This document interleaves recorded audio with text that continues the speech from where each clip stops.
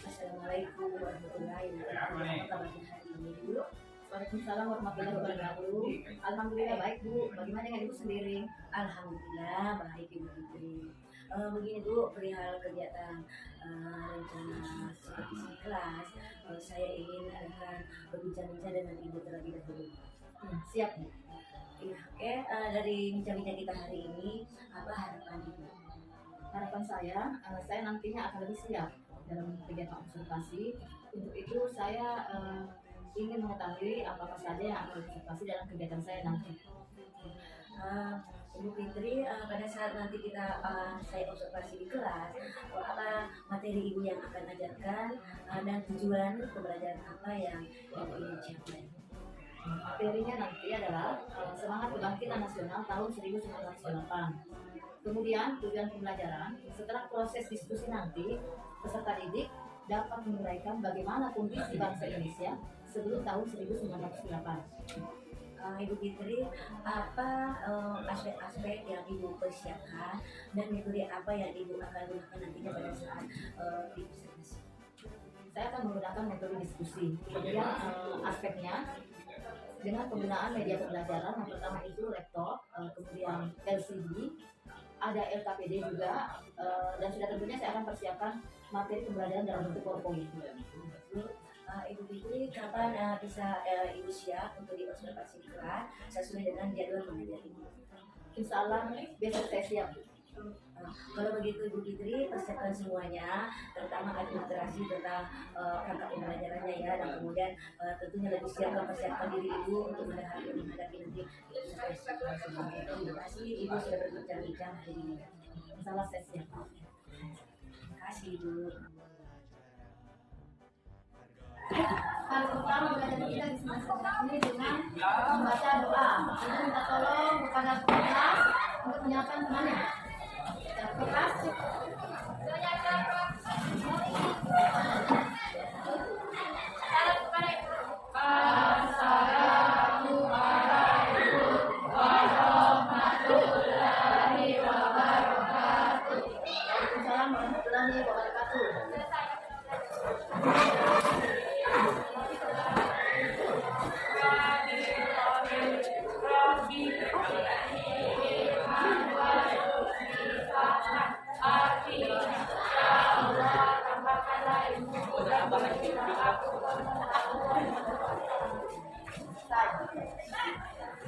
Sekarang Bapak kehadiran kalian ya. Angga Afifi, Muhammad Diaw Mirfadli, Nur Fauzi Firdaus,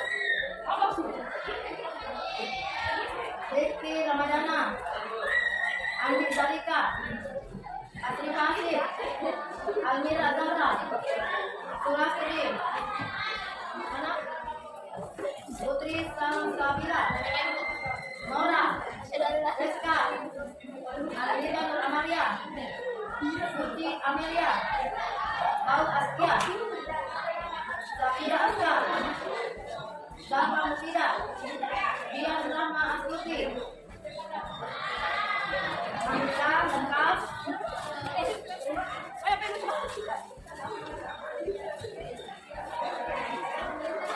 Kita sebentar ya.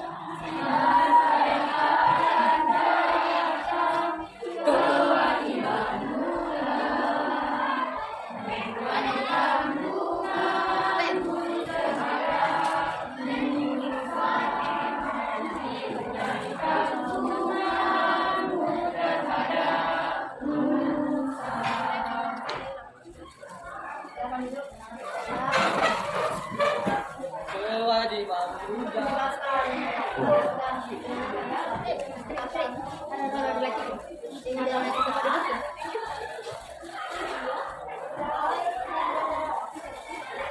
tanya dulu ya beberapa hal. Ibu mau tanya, apakah bangsa kita pernah dijajah? Kalau pernah, bangsa apa yang telah menjadi bangsa kita? Benar semua. Belanda dengan? Sebagai negara? Inggris? Ya? Inggris juga. Kalau kita termasuk ulaman, jadi kebersamaan ya. Bangsa apa yang paling lama menjajah bangsa kita? Bangsa Belanda. Kira-kira berapa tahun? 350 tahun. 350 tahun. Ini ya? Lama ya?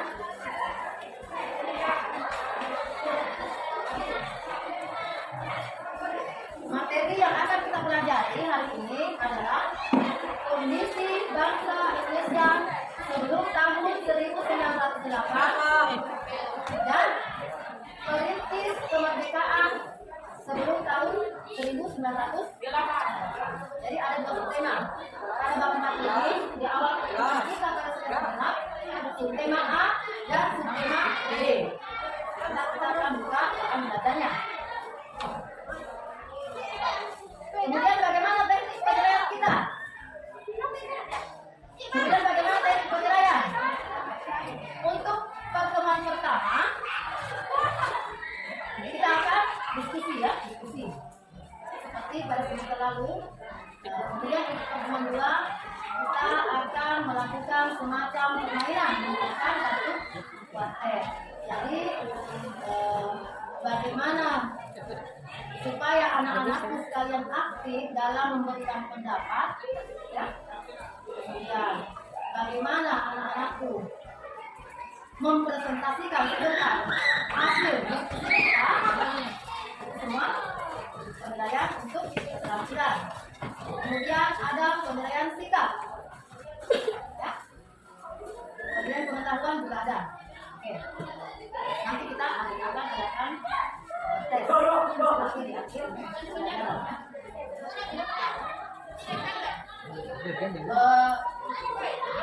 Sebelum itu kita akan membagi kelompok seperti biasa ya. Karena pernah ada kelompok kita di semester ganjil, kelompok PKN, masih hafal? Ya, kalau saya tidak lupa ibu akan ulangi ya. Yang kelompok pertama itu ibu akan yang semester lalu kan? Jadi kelompok pertama di sini. Sini kelompok 1, kemudian kelompok 2, kelompok 3, kelompok 4. Tanpa suara ibu yang akan bersuara langsung. Yang kedua adalah perintis kebangkitan nasional dalam perjuangan kemerdekaan Republik Indonesia. Tujuan pembelajaran kita yang pertama itu dapat menganalisis perintis kebangkitan nasional dalam perjuangan kemerdekaan Republik Indonesia.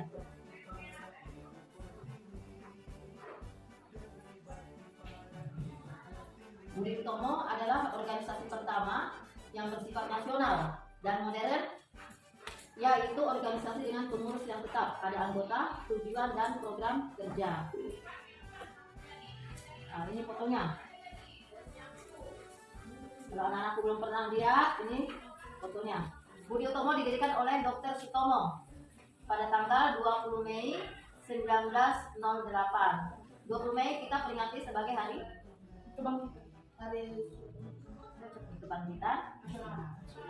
Bentar, oke. Kemudian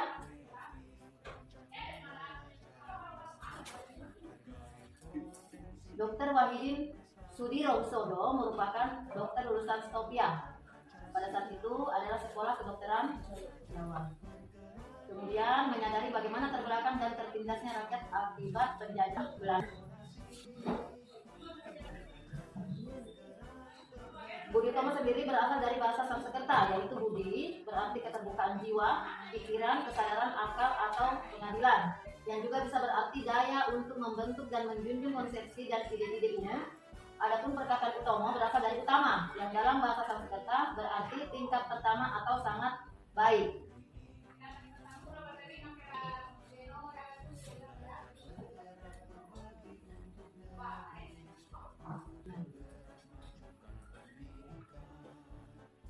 Sebagai organisasi pelajar yang berintikan pelajar Stopia, Gerakan Budi Utomo pada awalnya terbatas pada Jawa dan Madura, jadi belum merambat ke daerah kita.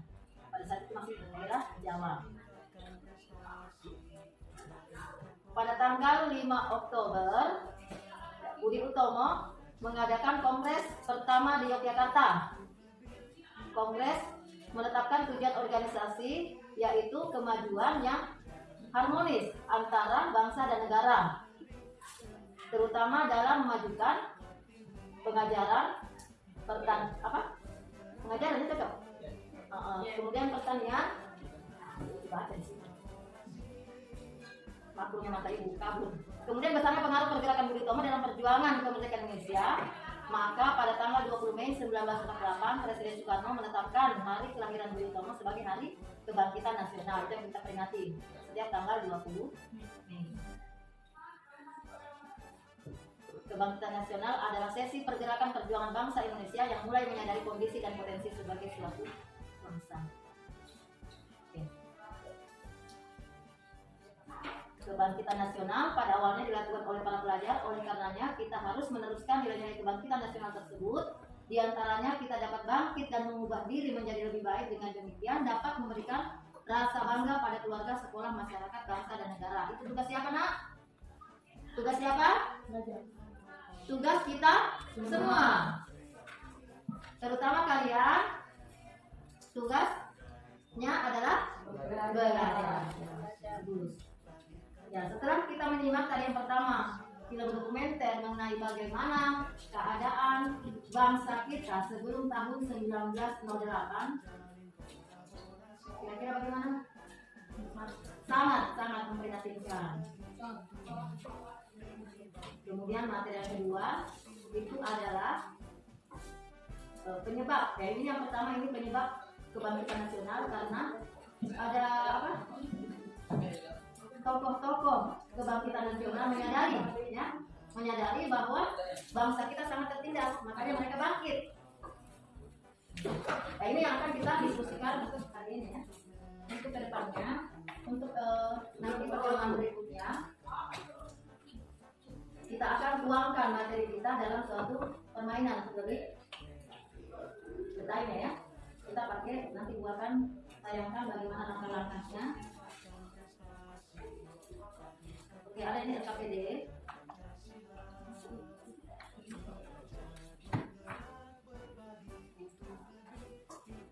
Ya, sebelum mengisi ini, nak, kita pelajari dulu materinya, ya. Silakan membuka buku siswa itu bab 4, bab A dan bab B, ya.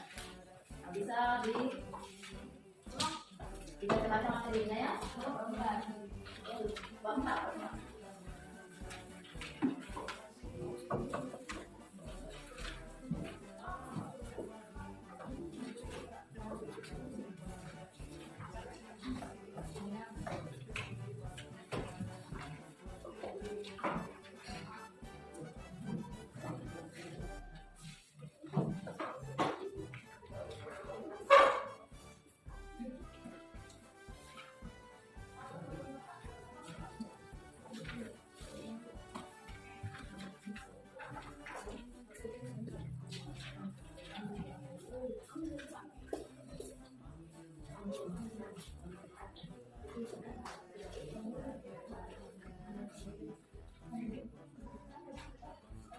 Silakan baca materinya di sini, ya.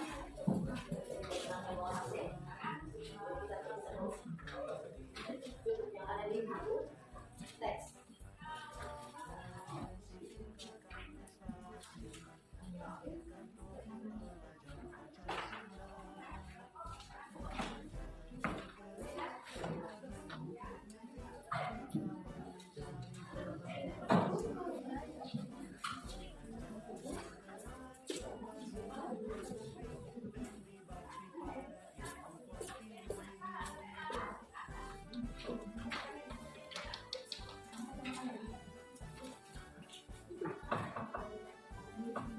Ya, ibu kasih waktu dulu untuk membaca 10 menit, ya, baca materinya.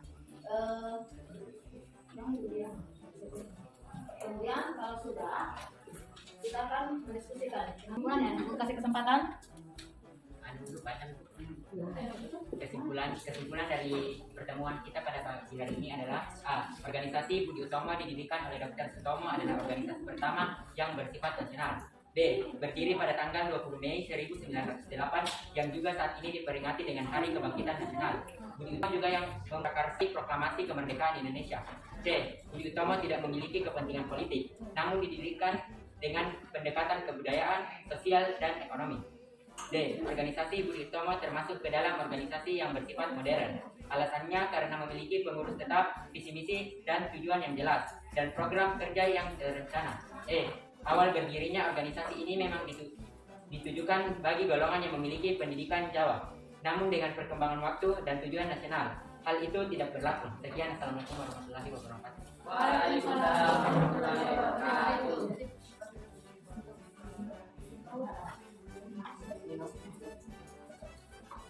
Ya, oke, selanjutnya karena apa yang teman kalian sudah simpulkan ya. Yang pertama itu, coba akan kasih semuatan dulu.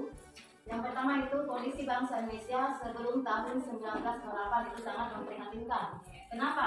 Karena kita pada saat itu dijajah oleh bangsa asing, yaitu bangsa Indonesia selama kurang lebih 3,5 abad. 3,5 abad itu sama dengan 350 tahun. Nah, tadi ada teman kalian menanyakan apa alasannya? Kenapa bisa dijajah? Ya benar, karena Indonesia memiliki tanah yang subur, banyak rempah-rempah. Ibu mau tambahkan lagi, selain itu karena ada krisis ekonomi yang terjadi di benua Eropa karena akibat dari Perang Dunia Kedua. Oleh karena itu, banyak negara di Eropa yang keliling menjelajahi dunia, mencari negara-negara koloni atau jajahan buat mensuplai biaya perang, kehidupan mereka. Boro-boro membangun untuk kehidupan sehari-hari sulit saat itu karena mereka perang. Makanya seiring dengan perkembangan ilmu atau teknik pelayaran ya, mereka pada saat itu menggunakan kapal besar yang pakai layar, jadi belum ada seperti mesin dulu, apalagi kapal selam belum ada. Jadi cuma kapal layar menjelajahi seluruh dunia, maka didapatlah bangsa Indonesia. Kemudian faktor terakhir kenapa kita bisa dijajah, karena pada saat itu bangsa kita masih bodoh ya. Bayangkan 350 tahun kita dijajah.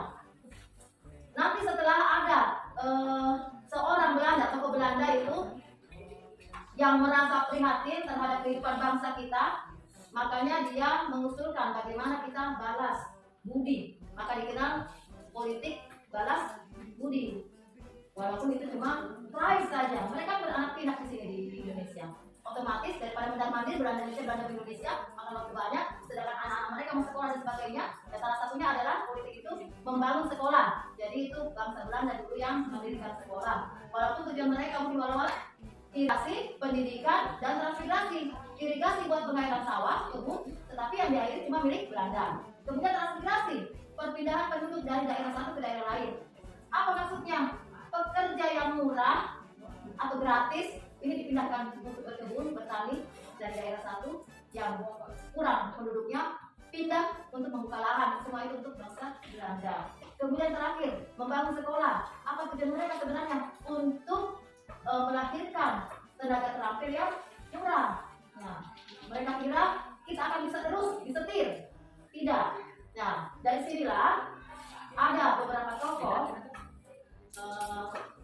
Dr. Sutomo ya, dia pendiri Budi Utomo, suatu organisasi bukan bergerak di bidang politik. Organisasi pertama itu bergerak di bidang budaya, pendidikan, sosial budaya. Bangsa kita sudah ada yang pintar, makanya ada beberapa orang yang tadi contohnya yang pertama Dr. Sutomo, kemudian Pemikir Sudirman Suto, dia menjadi situ organisasi pertama yang bergerak di bidang pendidikan. Sudah mulai cerdas bangsa kita berpikir, apakah kita akan dijajah terus? Tidak, karena tidak enak dijajah. Jadi lupa tadi ya, pada saat penjajahan ada kerja paksa. Namanya apa? Kerja paksa, kerja lobby. Kemudian ada tanah paksa. Tanah paksa, ini paksa-paksa itu tidak baik, tidak enak. Kemudian apa lagi?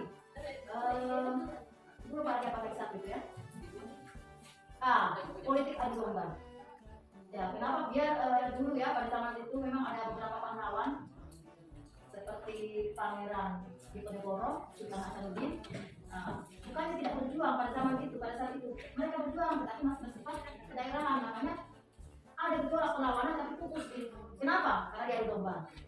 mereka belum bersatu. Dan nantilah pada saat organisasi Budi Utama berdiri, baru di situ sudah mulai muncul kebangkitan nasional. Sekarang kita tengah sebagai kebangkitan nasional. Oke. Nah, sekarang jam menunjukkan jam berapa nak? Kita masuk ke kegiatan berikutnya yaitu refleksi. Oke. Refleksi ini tadi kan sudah temannya ada yang dari kelompok 1 dan 2 untuk menarik kesimpulan, jadi diminta kelompok yang lain 3, 4 untuk refleksinya. Nah, silakan. Refleksi dari mempelajari materi ini tentang semangat kebangkitan nasional tahun 1998 serta kita dapat mengetahui kehidupan masyarakat Indonesia di masa lalu yang begitu sengsara dan mengenai kita. Maka dari itu kita harus bersyukur karena kita tidak hidup di masa penjajahan. Oleh karenanya, kalian harus menemukan nilai-nilai kebangkitan nasional tersebut, di antaranya kita dapat pahami dan membuat diri menjadi lebih baik. Sekian. Nah, kemudian, oke. Ada yang mau ditambahkan dari kelompok 4?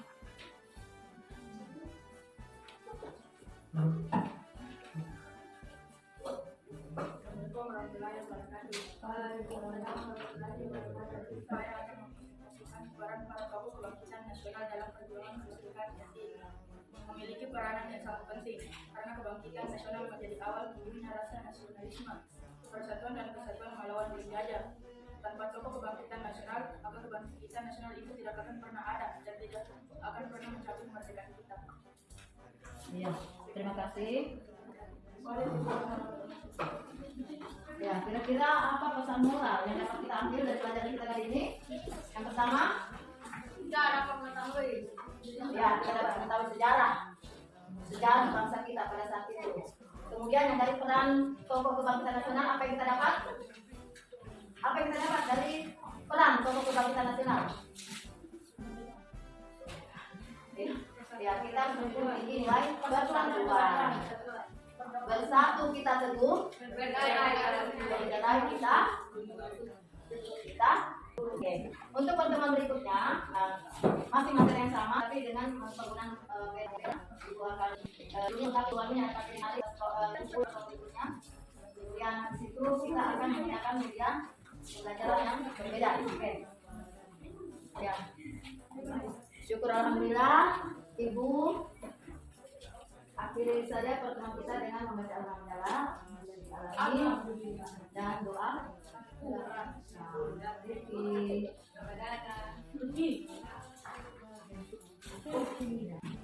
Bisa siapkan.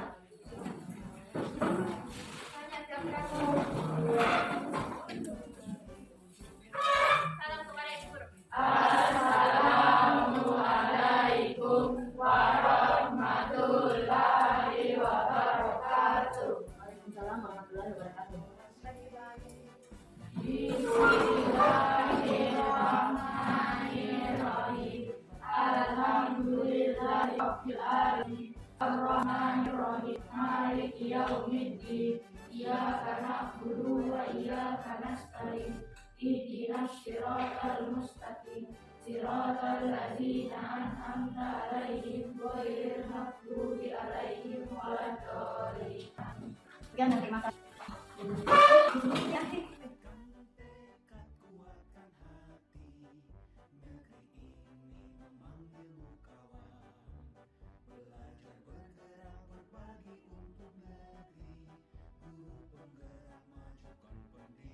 Assalamualaikum Ibu Fitri, apa kabarnya hari ini Bu? Waalaikumsalam warahmatullahi wabarakatuh. Alhamdulillah baik Bu. Bagaimana dengan Ibu sendiri? Alhamdulillah Ibu, seperti Ibu yang lihat sendiri ya. Begini ya Bu, bagaimana perasaan Ibu dan harapan dari setelah berbincang-bincang kita dari mengajar di kelas? Alhamdulillah saya sudah merasa plong karena kegiatan sudah dilaksanakan. Saya juga sudah menyelesaikan administrasi pembelajaran serta saya juga sudah mengetahui apa-apa yang harus saya tingkatkan terutama dalam perencanaan pembelajaran. Menurut Ibu Fitri, apa anak-anak menanyakan metode yang digunakan atau terapkan di kelas dan bagaimana respon anak-anak tentang penyajian materi ini? Siswa menerima dan sangat merespon dengan metode yang saya gunakan, terutama dari materi yang saya sajikan. Apakah setelah pembelajaran tadi sudah mencapai target? Dan adakah yang Ibu ingin tingkatkan atau ingin diperbaiki dalam metode dan model pembelajaran Ibu? Alhamdulillah, walaupun belum 100%, tetapi sebagian besar sudah dicapai. Untuk kedepannya mungkin saya akan melakukan is breaking, di mana untuk memotivasi siswa sewaktu-waktu mereka kelihatan lelah atau jenuh. Ya, alhamdulillah Ibu. Dalam setiap penerapan metode dan model pembelajaran pasti ada kekurangan ya, dan juga ada kelebihannya. Apakah Ibu bisa menjelaskannya sekaligus merefleksikan hasil pembelajaran Ibu? Seperti kita ketahui bersama, salah satu kelemahan dari metode diskusi di mana tidak semua peserta didik terlibat aktif, hanya sebagian yang hanya sekitar 75% yang terbiasa saja berbicara. Untuk itu, untuk di lain kesempatan saya akan gunakan metode yang berbeda, yang tentunya saya akan sesuaikan dengan materi pembelajaran. Ya, terima kasih Bu atas waktunya. Semoga pembelajaran berikutnya metode yang Ibu gunakan untuk hari ini bisa berbeda lagi dan bisa lebih ditingkatkan lagi, dan anak-anak pun antusias mengikuti pembelajaran. Insyaallah. Terima kasih.